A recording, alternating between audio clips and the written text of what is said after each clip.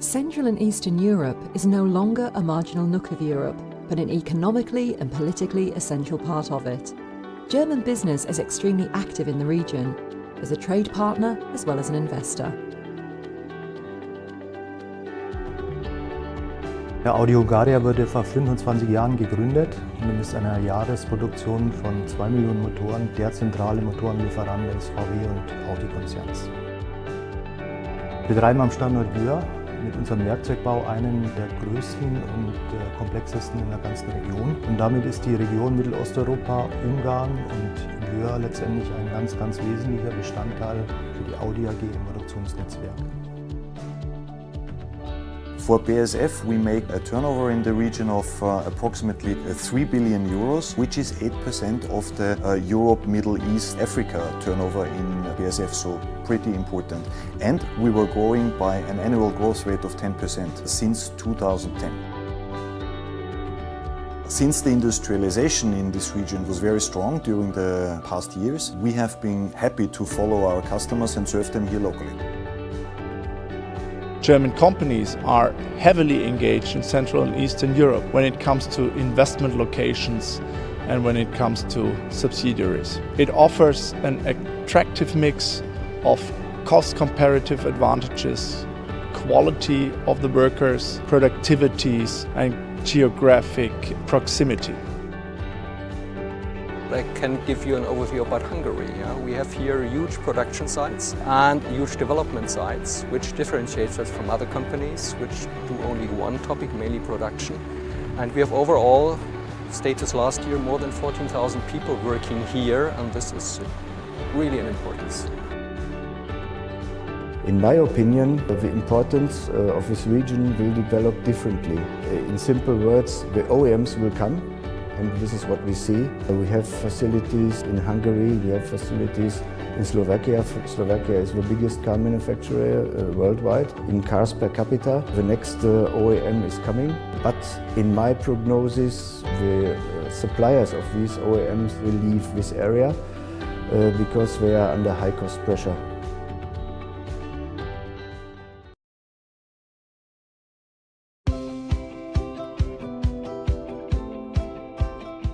Labour markets are crucial for sound business decisions and for prospering economies. Central and Eastern Europe provides an attractive mix of skills, productivity, availability and labour costs. But there are some challenges to be addressed. The topic was very clear. We have here good educated labour force, good educated engineers.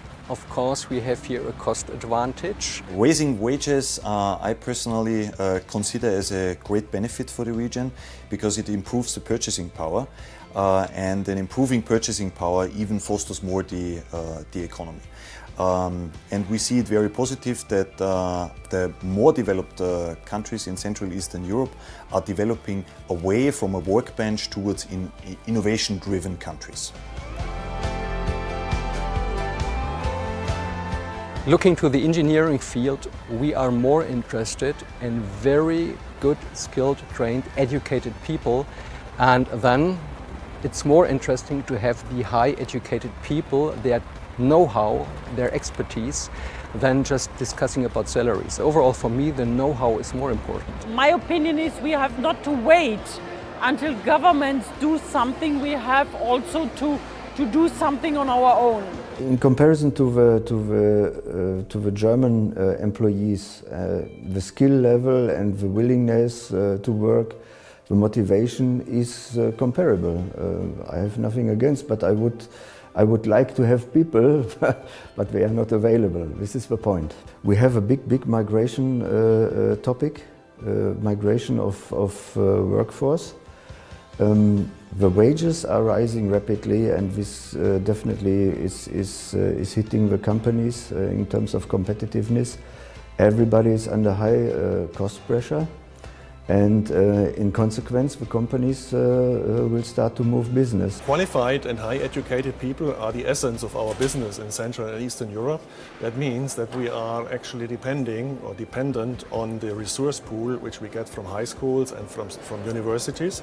However, From time to time we have realized that people are not studying here anymore, but the good people are moving out for studies already to the western part or eastern part of the world. But we would see a reform of the Hungarian and of other countries' higher education systems necessary in order to get enough into the resource pool to really increase our business in the future.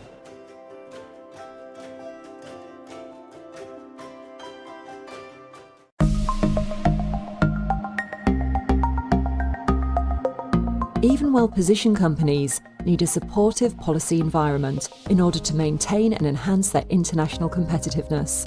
Provident economic policies go far beyond just taxes or subsidies, but include a multitude of regulations, incentives, and institutional structures. I think what we need definitely, and this is typical for every country to make successful business, is legal stability. Yeah? All the legislation, the tax laws, things for that should be stable and reliable, definitely. I think that those countries are a little bit on too much bureaucracy. So when we go back to our clients, we always hear these complaints. There should be much more radical reforms in getting stuff easier done. What I believe is that if the countries here in Central Europe would be harmonizing also their tax rates and their tax regimes, would give them an advantage, a competitive advantage at all. One remark to public administration. There is a strong approach, for example in Slovakia, to go for e-government and do everything by internet. This is very nice, but it is just a phrase. If you have a look at the applications, they are too complicated to use. They are not very helpful. Why e-government should help us and make things easier. They don't make things easier, they make it more complicated just to say, okay, we use internet and we use e-government. Energy development, and that means mainly grid development, is the backbone for the growth. And that means that we have a special national responsibility in those countries, together with the local governments, to develop the grids which have not the standards like we have it in Western Europe. So we have something to do in quality of supply, and we are investing in that, and we would like to be really a partner of the governments there, to be the backbone of the growth in these countries.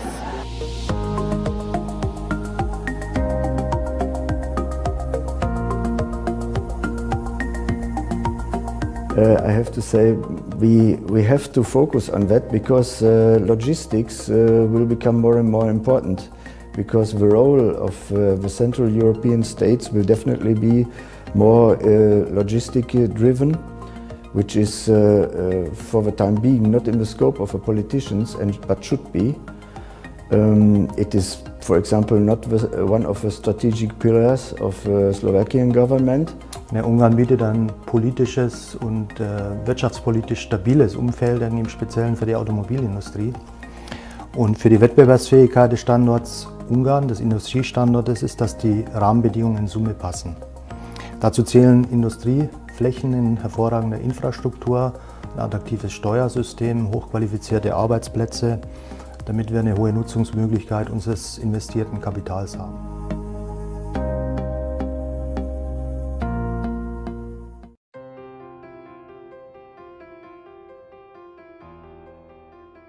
Striking headlines prophesize dramatic job losses due to the digitalisation of the economy. Others predict millions of new jobs in new industries. Due to the accelerating technological changes, the economies in Central and Eastern Europe too face multiple challenges. Bosch has a philosophy, local for local, but Hungary is not local for local. Hungary is local for global. Yeah? You can see it out of that. We have here the biggest plant for automotive electronics. So every electronic product, what you have in a car, and this is in many cars all over the world, there's a huge chance that it comes from Hungary. If you talk about IT, we are here really on the level of what we need. Yeah? And maybe it's an advantage that all the infrastructure was built up not so long ago. So we have the newest infrastructure. Mainly communication is not an issue. We have to light the fire for technology, yeah? Because it's very That's clear for me. Okay, I'm not neutral, I'm an engineer, yeah? But the future of the world depends heavily on the technologies, and you see it every day. The technology increase every day is huge, as never before in human mankind, yeah? And so, to keep track on that, you need good educated people on that. Personally, I'm convinced that digitalization is a great opportunity for this region because it provides the chance to maybe leapfrog some developments and go and arrive at the aim more quickly.